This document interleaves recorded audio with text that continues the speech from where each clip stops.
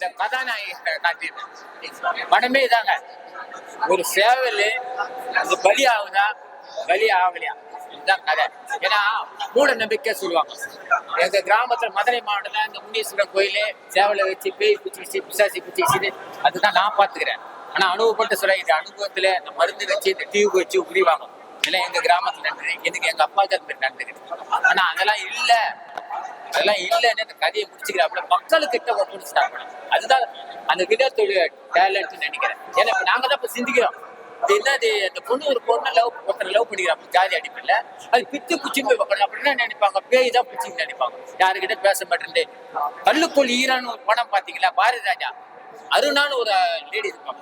அவங்களோட முக பாவனை அப்படியே இருக்குதுங்க. அப்படியே போய் உட்காந்துக்கிறாங்க.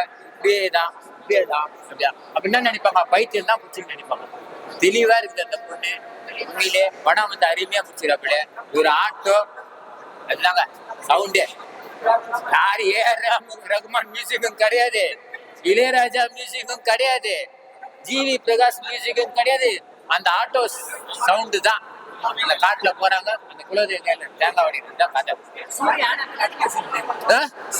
உண்மையிலே சிவகார்த்திகை பைனான்ஸ் பண்ணாரு. அவரே நடிக்க முடியாதுங்க, சூரிய தவிர யாரும் நடிக்க முடியாது. ஏன்னா யூரின் போறாரு, அதவே காமிக்கிறாங்க. புரியுதுங்களா சொல்றது? அந்த அம்மா வந்து இதுவாயிடும், மாத இது சொல்லுவாங்க, அதே காட்டுறாங்க.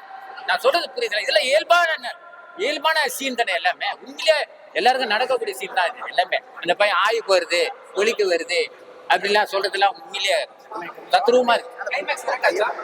கிளைமேக்ஸே இல்லைங்க. என்னத்தவா முடிவு மக்கள்கிட்ட கொடுத்துட்டா போலங்க. நீங்க தீர்ப்பு சொல்லுங்க. ஏன்னா பேய் பிடிச்சிக்கிதே ஒருத்தரை ஊட்டி விரட்டுவாங்க போல. இந்த பொண்ணை நிறுத்துவாங்க. சூரிக்கு தெரிஞ்சு போச்சு, இதை ஏற்கனவே ஜாதி வச்சு கல்யாணம் பண்ணினேன், காவு கொடுக்க மாட்டாப்பே. இந்த கோழி தப்பிச்சிச்சுங்க. இந்த கோழி தப்பிச்சிச்சு. ஒருவேளை செகண்ட் பார்த்தா இருக்கலாமான்னு தெரியல.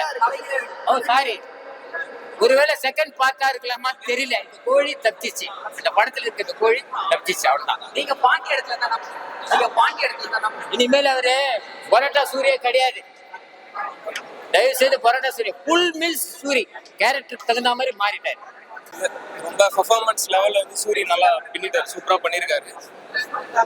படம் நல்லா ரொம்ப லைவா இருக்கு. எப்படி கேமரா ஒர்க்ஸ் கூட வந்து ஒரு ஸ்டாண்டர்டா இப்ப இருக்க மாதிரி ஃபில்டர் எதுவுமே யூஸ் பண்ணல. ரொம்ப லைவா ஒரு ஊருக்கு போயிட்டு நீங்க பாத்தீங்கன்னா பொள்ளாச்சி சைடு அந்த மதுரை சைட்லாம் போனீங்கன்னா எப்படி வெயில ஃபீல் பண்ணுவீங்களோ அப்படி ஸ்கிரீன் உள்ள நீங்க நடந்து போற மாதிரி இருக்கு. படம் ரொம்ப நல்லா சூப்பரா பண்ணிருக்கேன். நான் டக்குன்னு முடிச்சிட்ட மாதிரி லாஸ்டா ஃபீல் ஆகும். அது என்னன்னா, அந்த கொஸ்டினை வந்து ஆடியன்ஸ் கிட்டே வைக்கிறாரு டைரக்டர். ஒரு பெண் ஆணாதிக்கம் இதை வந்து நீங்க எப்படி இது பண்றீங்க அப்படின்றத சூரிய வந்து கடைசியா உணர்ந்துட்ட மாதிரி ஃபீல் பண்ணி படத்தை முடிக்கிறாங்க. நல்லா இருக்கு, ரொம்ப நல்லா இருக்கு, நல்லா பண்ணி.